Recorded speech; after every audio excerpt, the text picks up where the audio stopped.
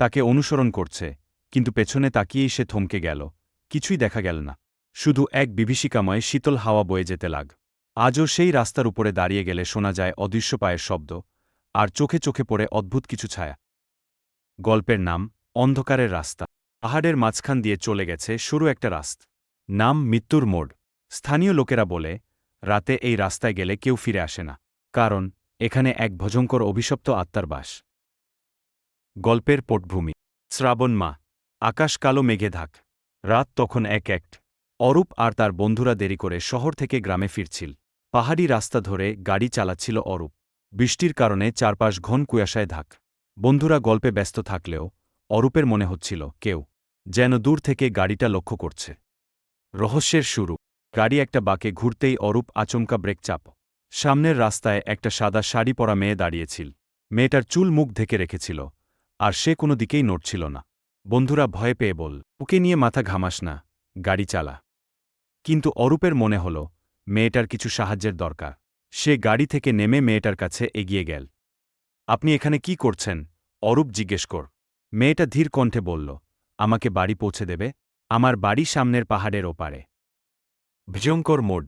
অরূপ মেয়েটাকে গাড়িতে উঠতে দিল, কিন্তু গাড়িতে বসার পরই পরিবেশ কেমন যেন বদলে গেল।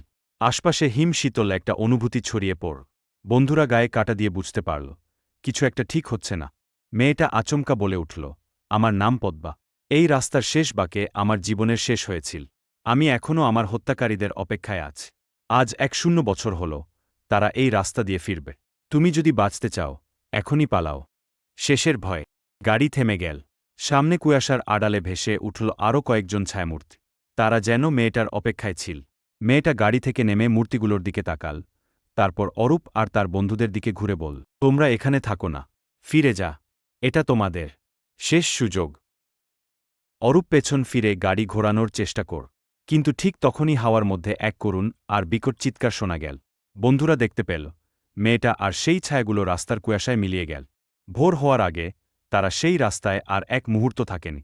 ফিরে এসে যখন স্থানীয় লোকজনকে ঘটনা বলল, তখন জানতে পারল ১০০ বছর আগে এক ঝড়ের রাতে ঠিক ওই জায়গায় এক মেয়ে আর কয়েকজন যুবকের দুর্ঘটনায় মৃত্যু হয়েছে। তারপর থেকে সেই রাস্তা অভিশপ্ত হয়ে আছে। শেষ কথা।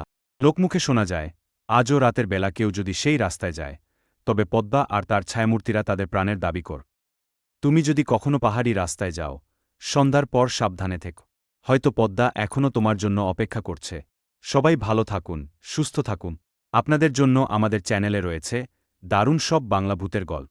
যদি গল্পগুলো আপনাদের ভালো লাগে, তাহলে অবশ্যই চ্যানেলটি সাবস্ক্রাইব করতে ভুলবেন না। লাইক এবং শেয়ার করে আমাদের পাশে থাকুন, কারণ আপনাদের ভালোবাসাই আমাদের এগিয়ে চলার প্রেরণা।